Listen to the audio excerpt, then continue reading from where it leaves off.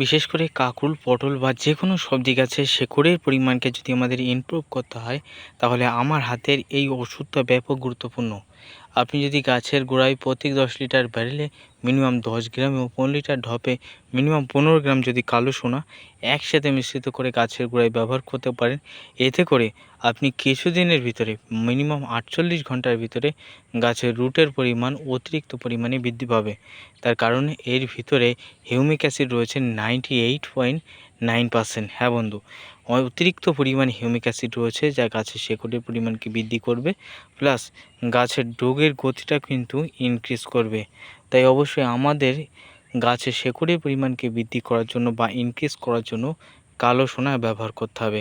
চলো বন্ধু, এই কালো সোনা কী এবং এর ভিতরে কোন কোন উপাদান রয়েছে, কী জন্য ব্যবহার করা উচিত প্রভৃতি নিয়ে আজকের ভিডিওতে আমরা আলোচনা করব। তার আগে যারা চ্যানেলে নতুন আছেন সাবস্ক্রাইব করুন এবং ভিডিওতে অবশ্যই লাইক কমেন্ট শেয়ার করে আমাদের সাথে থাকুন। চলুন বন্ধু, আজকের ভিডিও আমরা শুরু করি।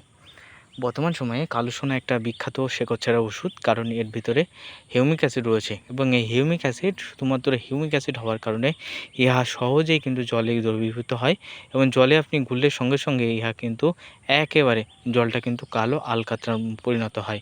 অর্থাৎ কালো, অর্থাৎ হিউমিক অ্যাসিড তোমরা জানো কালো, এবং প্রচুর পরিমাণে কিন্তু সহজেই জলে গুলে জলটাকে কিন্তু কালো পরিমাণে কালো করে দেয়। এতে করে কি হয় বন্ধু, সহজেই তুমি যখন গাছের গোড়ায় স্প্রে করো সহজেই মাটির সাথে মিশ্রিত হয় এবং গাছের শেকড়ে একেবারে অ্যাটাক করে, পরবর্তী শেকড়ের পরিমাণকে ধীরে ধীরে বাড়ায়। দেখি কালো সোনা কোন কোম্পানির, দেখতে পাচ্ছ পিজি অ্যাগ্রোটেস এই কোম্পানি রয়েছে কালো সোনা স্টার প্লান্ট রুট ডেভেলপার। যদি তুমি যে কোনো ধরনের সবজি যেমন বেগুন, যেমন রয়েছে লঙ্কা, এই চারা বসাতে চাও, তাহলে কি করতে হবে, তুমি চারা বপনের আগে মিনিমাম 5 ঘন্টা মিনিমাম 5 মিনিট হাইস্টলি 10 মিনিট কালো সোনা একটা জলে পাত্রে আপনি গুলবেন এবং গোলার পরে সেখানে আপনি কি করবেন, সেই চারা শিকড়গুলিকে ডুবিয়ে রাখবেন। বেশিক্ষণ না, মিনিমাম 5 থেকে 10 মিনিট, তার বেশি না, এবং ডুবিয়ে রেখে তার পরবর্তী আপনি তুলে জমিতে বপন করবেন। এতে করে আপনার গাছের শেকড়ের পরিমাণ বা রুটের পরিমাণ অতিরিক্ত বৃদ্ধি পাবে। বা আপনি কিন্তু পরবর্তীতে, অর্থাৎ যেদিন আপনি বপন করবেন তার পরবর্তী দিনই গাছের গোড়ায় করে স্প্রে করে দিতে পারেন।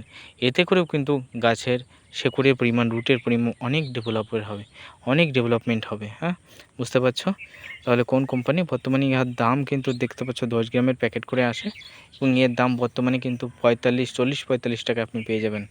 এই দেখো এখানে লেখাই রয়েছে কালো সোনার সমস্ত রকম কিন্তু সমস্ত কিছু এর ভিতরে লেখাই রয়েছে। দেখো হিউমিক অ্যাসিড রয়েছে 98%, ঠিক আছে। আপনি অন্য যে কোনো ধরনের শিকড় ছাড়া কিনতে গেলে হিউমিক অ্যাসিড, ফলিক অ্যাসিড একসাথে মিশ্রিত করা থাকে। হিউমিক অ্যাসিডের পরিমাণ দেখবেন একটু কম, ফলিক অ্যাসিডের পরিমাণ একটু বেশি, আর এতে কিন্তু হিউমিক অ্যাসিড একেবারে 98.2% থাকে, অতিরিক্ত থাকে। এছাড়া অন্য উপাদান দিয়ে 100% কিন্তু করা হয়েছে। হ্যাঁ, এইচডি বায়োসায়েন্স কোম্পানির একটা ওষুধ। তাহলে যে কোনো ধরনের সবজি গাছের অতিরিক্ত শেকড়ের পরিমাণ দেখা যাচ্ছে আপনি গাছের গোড়ায় রাসায়নিক সার ব্যবহার করছেন, 10-26 সুফলা, 14-35 বা বাংলাদেশের ক্ষেত্রে ডিএপি, টিএসপি, ইউরিয়া এগুলো ব্যবহার করছেন, কিন্তু কোনো রকম গাছের এরকম গতি বৃদ্ধি হচ্ছে না, গাছের কোনো রকম গতি ইনক্রিজ হচ্ছে না। তাহলে প্রথম অবস্থায় গাছের গোড়ায় 1 নম্বর চিকিৎসা, গাছের গোড়ায় প্রথম অবস্থায় আপনাকে যে কোনো ধরনের হিউমিক অ্যাসিডযুক্ত যে কোনো শেকড় ছাড়া আপনি কিন্তু স্প্রে করবেন অথবা গাছের গোড়ায় ছড়াবেন।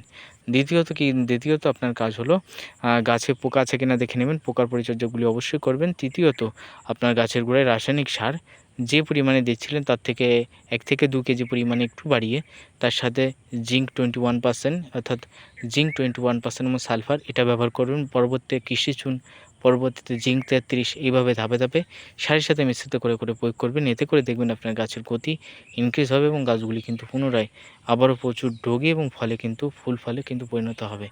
তাই বর্তমান সময়ে গাছের শেকড়ের পরিমাণকে ইনক্রিজ করার জন্য আমাদের কী করণীয় রয়েছে তা কিন্তু আমাদের এই ভিডিওতে আমরা সুন্দরভাবে জানিয়ে দিলাম। দেখতেই পাচ্ছ ওষুধের প্যাকেটটা। তাই ভিডিও ভালো লাগলে প্রত্যেকেই লাইক কমেন্ট শেয়ার করবে এবং যারা ফেসবুক থেকে দেখছো তারা অবশ্যই কিন্তু ফেসবুক পেজটা ফলো করবে। ভালো থাকবে প্রত্যেকে, সুস্থ থাকবে।